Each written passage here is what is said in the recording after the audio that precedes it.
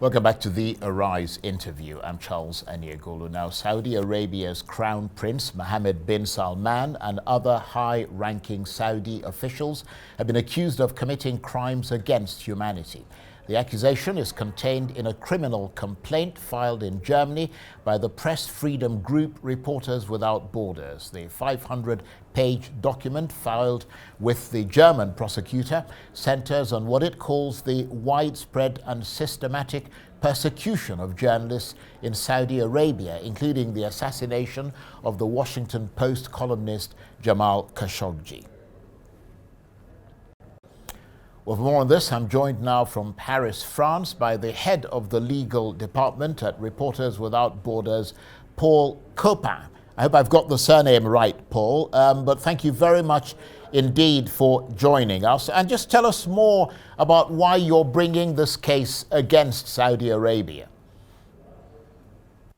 Well, good afternoon. Thank you for having me.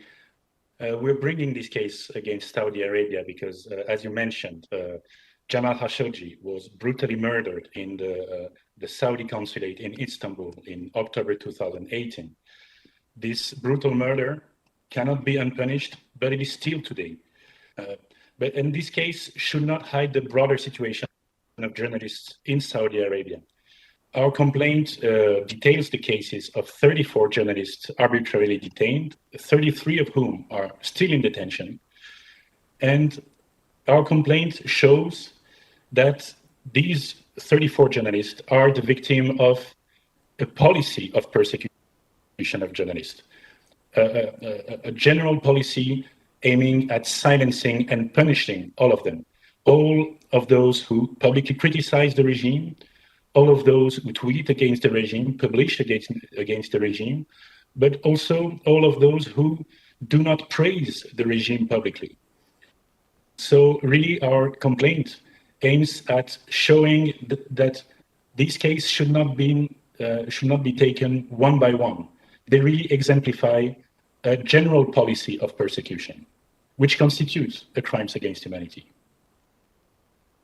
I mean, it must have been quite a challenge marshalling the evidence you need to prosecute this case, given the well-known opacity of the Saudi regime.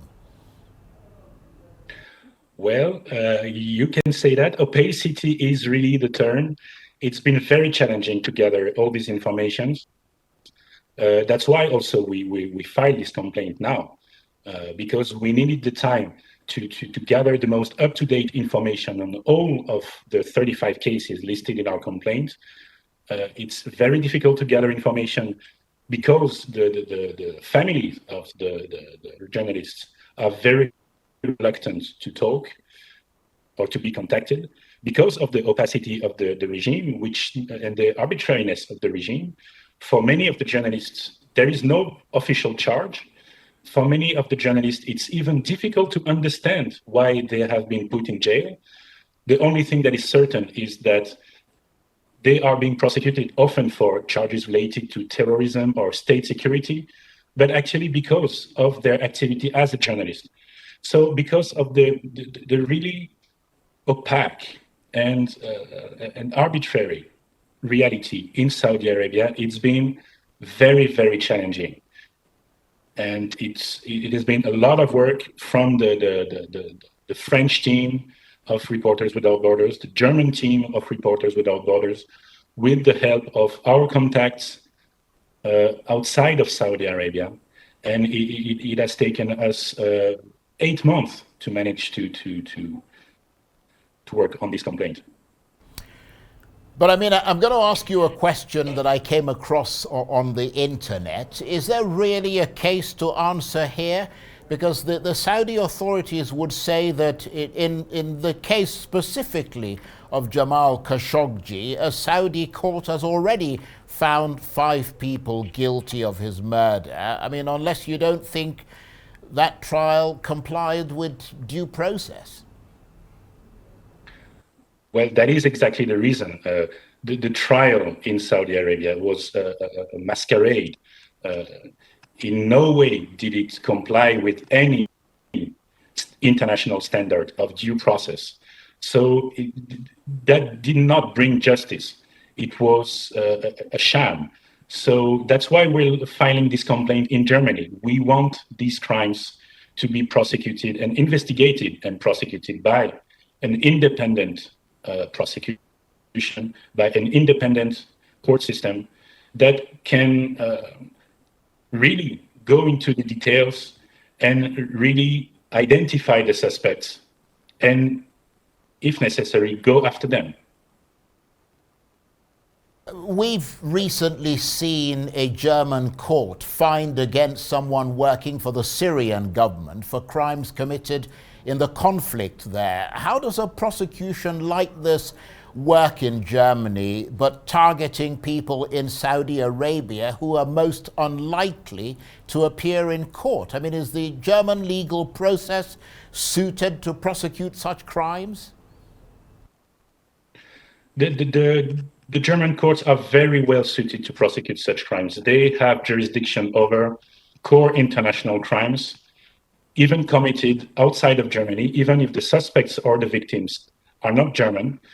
The German, as you said, they have shown a willingness and readiness to prosecute international criminals. And there is a political will in Germany. Germany has shown its will to, and its interest about the Khashoggi case, about some of the other cases that we detail in our complaint, in particular, Raif Badawi. And really, the formal opening of an investigation by the German prosecutor would be a first in concerning Saudi Arabia. And in itself, it would show that these crimes can not remain unpunished, that they can be prosecuted, that the suspects can be identified, and that at least that the justice system can go and sue these crimes. And that's the key point, isn't it? That the justice system going after crimes, it doesn't matter where they are, and even though the likelihood of you putting,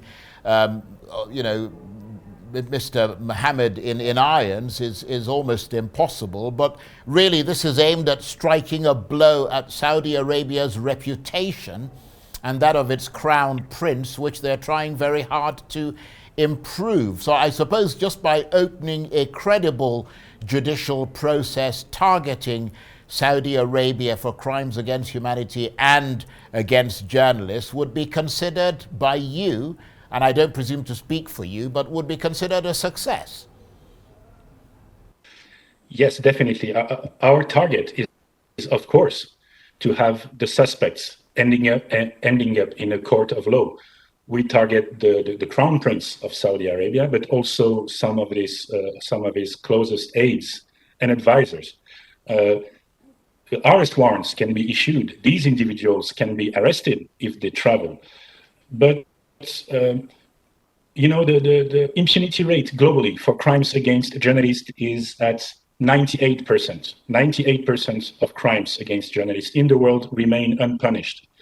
So the mere opening of an investigation would be a sign, not only in Saudi Arabia, but for the whole world, that these crimes that constitute international crimes really cannot go unpunished and can be prosecuted, and that justice can be done, and that justice will go after them.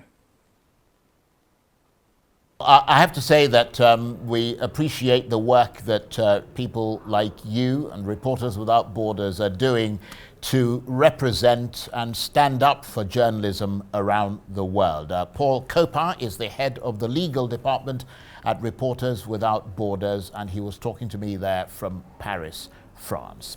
That's it for this edition of the Arise interview. Join us again tomorrow from me and the entire team here in Abuja and Paris and Baltimore. Bye-bye, and thank you for watching.